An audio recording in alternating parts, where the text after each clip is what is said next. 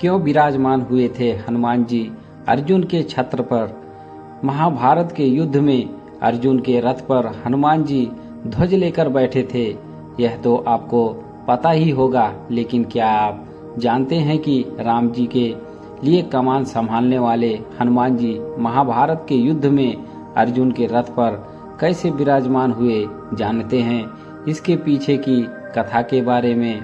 त्रेता युग से ही राम जी का नाम लेकर हनुमान जी चिरंजीवी रहे और ऐसे में एक दिन रामेश्वरम के पास उनकी भेंट अर्जुन से हो गई। अर्जुन को अपने धनुर्धारी होने पर बड़ा घमंड था।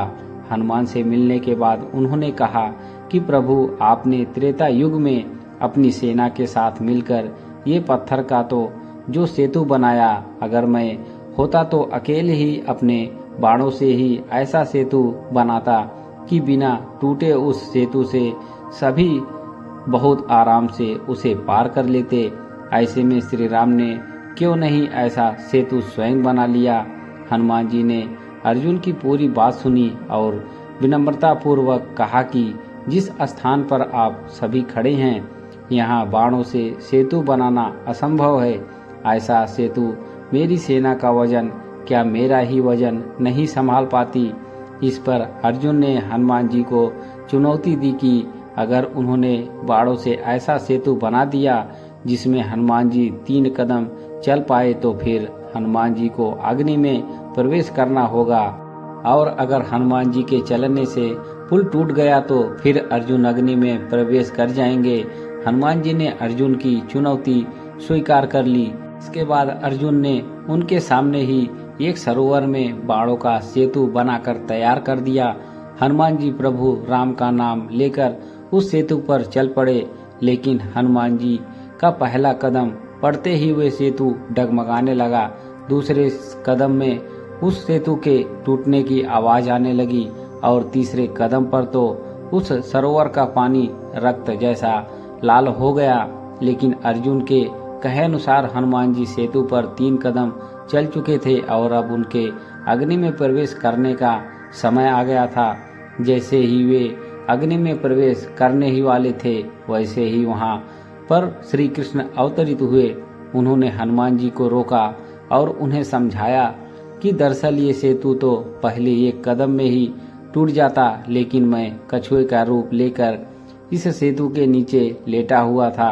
2 कदमों के बाद तो ये सेतु टूट गया था और हनुमान जी का तीसरा कदम असल में श्री कृष्ण के ऊपर पड़ा था, इसीलिए सरोवर का पानी उनके रक्त से लाल हो गया। यह जानकर हनुमान जी को बहुत ही ग्लानि महसूस हुई और उन्होंने क्षमा मांगते हुए उनसे अपने पाप का प्रायश्चित करने का उपाय मांगा। अर्जुन भी ये सब जानकर निराश हो गए और दोनों ने भगवान से क्षमा मांगी। तब श्री कृष्ण ने दोनों को समझाया कि जो भी हुआ उनकी इच्छा से हुआ। ऐसे में मेरी यही इच्छा है कि आप कुरुक्षेत्र के युद्ध में हमारी सहायता करें। हनुमान जी ने उनसे पूछा कि वो कैसे अर्जुन की सहायता कर सकते हैं। तब उन्होंने हनुमान जी को अर्जुन के रथ के ऊपर ध्वजा में विराजमान होने को कहा। ऐसा करने से विरोधियों के बाण रथ पर लगे भी तो वो हनुमान जी के वजन के कारण पीछे नहीं जाएगा और अर्जुन को आगे बढ़ने से कोई नहीं रोक पाएगा। हनुमान जी ने श्री कृष्ण की बात मान ली और इस तरह से महाभारत युद्ध के दौरान अर्जुन के रथ पर हनुमान जी ध्वज के साथ विराजमान हुए।